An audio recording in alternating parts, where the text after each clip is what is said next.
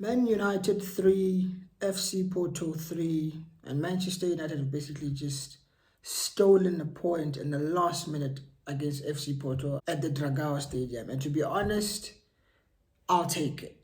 Like I will. Under the circumstances in which the game was going, I will absolutely take the point.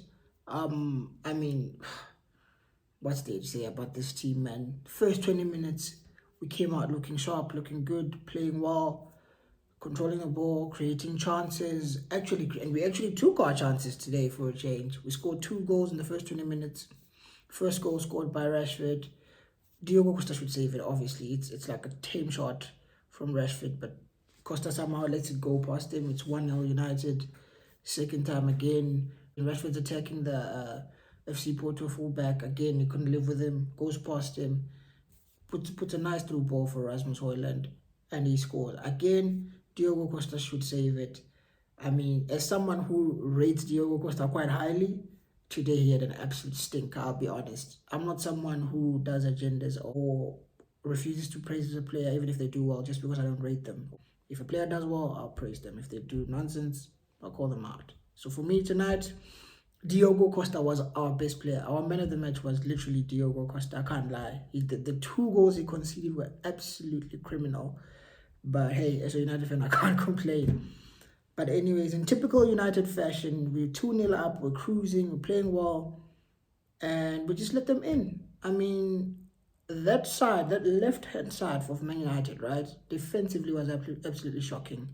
Rashford, in as much as he was back there trying to help the low defend or prevent crosses from Porto, it was shocking. They just Porto just kept on creating chances from the left hand side, cross after cross after cross. Neither Delo nor Rashford were going out or getting out quick enough to block the crosses. And what happens? The ball's crossed into the box. What's his name? Mazarawi tries to clear it, and then forces a brilliant save from Onana. But then guess what? Lisandro Martinez was sleeping yet again.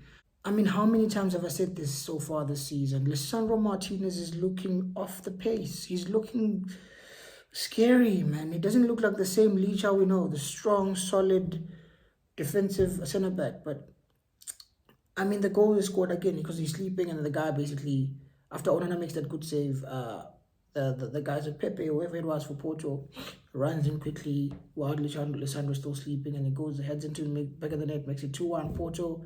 And you know, Man United, as soon as we concede a goal, all the momentum shifts, the heads drop, these players are just spineless, no character, nothing. Now it turns into a Porto game. Now Porto start dominating. Another ball whipped into the box again from the Man United's left hand side. Balls whipped into the box, and then somehow Borodion basically dominates Matthias de Ligt and scored a very good goal. Good header.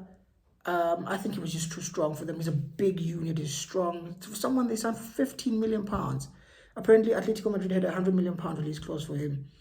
And obviously he was about to go to Chelsea, but then that deal collapsed for whatever reason.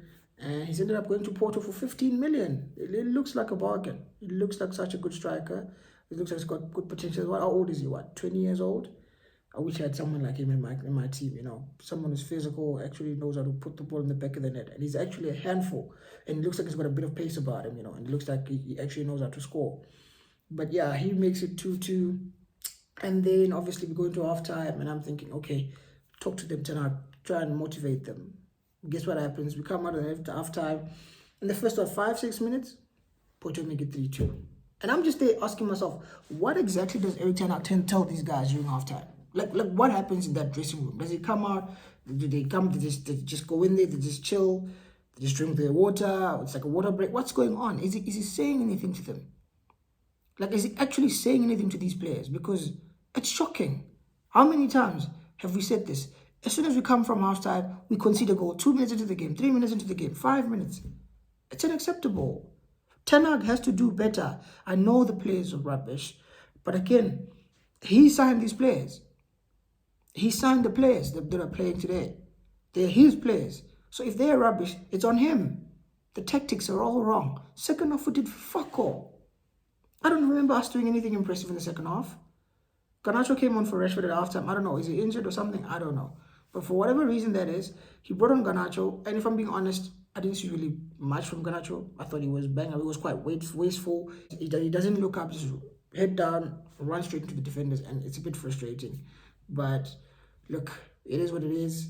We were 3-2 down. Obviously, Maguire came off the bench with Evans for Licha and De Ligt. I'm assuming that's to rest him for the Villa game. As if that's even gonna help us against Villa. I don't know.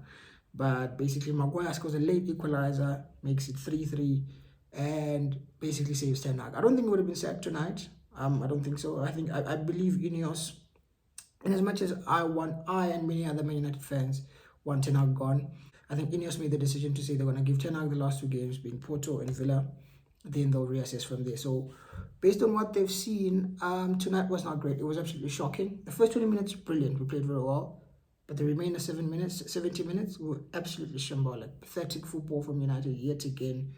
And honestly, I'm just bored watching this team, man. Ten Hag needs to get the sack. I can't wait for the Villa game to come and go. Sack this man, go into the international break, and bring on whoever you want to bring on as coach. Whether it's Ruder's interim or Tuchel, whoever, I don't know. But just get rid of Ten Hag. I'm sick of this guy now. Honestly, I am. But anyways, moving it on to the player ratings. I'm going to be quick with these.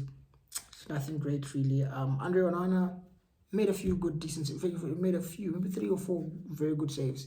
So for me, Andre Onana, for those who don't know, the score ratings we go from 0 being poor, 5 being average, and 10 being excellent. So for me, Andre Onana gets a 6.5. He made quite a few decent saves to keep us into the game, to keep us in the game rather. So for me, Onana is a 6.5. Moving it on to right back, Nusay Mazraoui. He didn't have the best of games, if I'm being honest today, but he wasn't like our worst. But he was slightly above average, so I'm going to give him a 6. Moving it on to left back, Diogo Dalot. Again, like I said, both the goals which they scored in the first half are coming on his side, the left-hand side of Man United. Not good enough, not quick enough to come out and stop the crosses. And to be fair, Dalot has been having stinkers for the past 2-3 games now, and I just can't ignore it anymore. I have to call it out. He's one of the players I like, but he's been playing rubbish, let's be honest. So for me today, Dalot was quite poor. Didn't really offer us anything going forward, and wasn't good defensively. So for me, Dalot gets a 5. Moving around to centre back, Lisandro Martinez and De Ligt weren't good, I'll be honest. They really weren't. Lisandro sleeping for the first goal we concede. Passes aren't on point. The tackles aren't great. Again, it was poor from him. So for me, Lisandro Martinez gets a 5.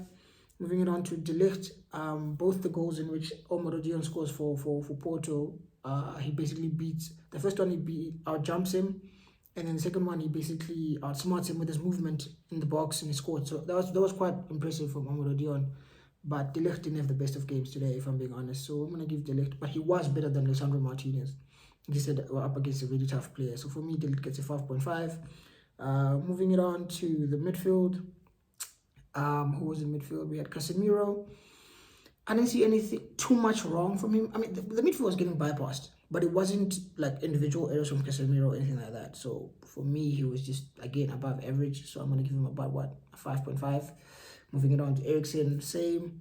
Actually, no, Eriksen was a bit better. He was good going forward. Defensively, he was a bit of a liability because, like I said, they were running past through our midfield like they weren't even there, but offensively, he did offer us something. So for me, Eriksen gets a 6. Just above average 6. And then Bruno Fernandes, the captain, another red card. Back-to-back games, Bruno Fernandes has gotten red cards now. He did it in the fucking week against Tottenham Hotspur. Got sent off. Lucky enough for him, but unlucky for Man United fans, the red card has been rescinded and is now available for the Premier League games. Now, given the fact that this is someone who apparently never had a red card in his career before, he's now at 2 in 2 games. He just had to go and do it again tonight. Gets himself sent off yet again, stupidly so. Stupidly so. It's a high foot. Yes, he doesn't kick the Porto player on the head, but it is a high foot and it's a dangerous tackle. So second yellow and he's off. And I can't lie. No Bruno, no problem for me. I'm tired of this guy. He's absolutely disgusting. He's pathetic. It's rubbish. He didn't do anything good today. Misplacing passes yet again. Stupid red card. Petulant. Childish. What else can I say about Bruno Fernandes? Absolutely pathetic. And for me, Bruno Fernandes, like I said, he's the captain. He's just red card in 2 games back to back. He gets a 0 for me. Honestly, he gets a 0. But anyways, moving it on. To the front three, Marcus Rashford on the left. I thought he played very well first half, although there were a few chances which I thought he could pass. He could have passed to his teammates, but also he has this thing where he runs with his head down. It's a bit of a problem, but he played well, got the goal and assist. So I gotta be fair to him. I think he was my man of the match. He gets a, how much do I even give Rashford? I'm gonna give him a 7.5 for the golden assist, anyways. Moving it on to the number 9, Rasmus Højlund.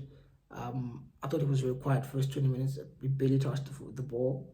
I think I wouldn't be surprised if someone said the time he scored, he actually touched the ball and scored. That was his first touch. I wouldn't be surprised. He was that non-existent. But as soon as he scored, you could see the confidence grew and he started getting involved even in challenges, actually getting involved in the play. So I thought he did all right. He wasn't pathetic, as I usually call him, but I thought he was genuinely, like, again, I keep saying, if a player is someone, if I don't rate a player but they play well, I'll praise them. So he didn't play necessarily well, but he wasn't bad. So for me, he gets slightly above average 6. Yeah, that's what Rasmus gets. He gets a 6. Moving it on to the actually nuts. I feel like it's being a bit unfair. He did score. It's his first goal of the season. Give him a break. Rasmus gets a 6.5. Moving it on to the right winger, Amad Diallo. I like Amad, but again, I didn't do too much going forward. He was very quiet, especially in the first half. Didn't really see much of him. So again, I've got to be fair with my ratings, and I'm going to give him a slightly above average 5.5. Garnacho came on second half. I didn't really see much of him, like I said.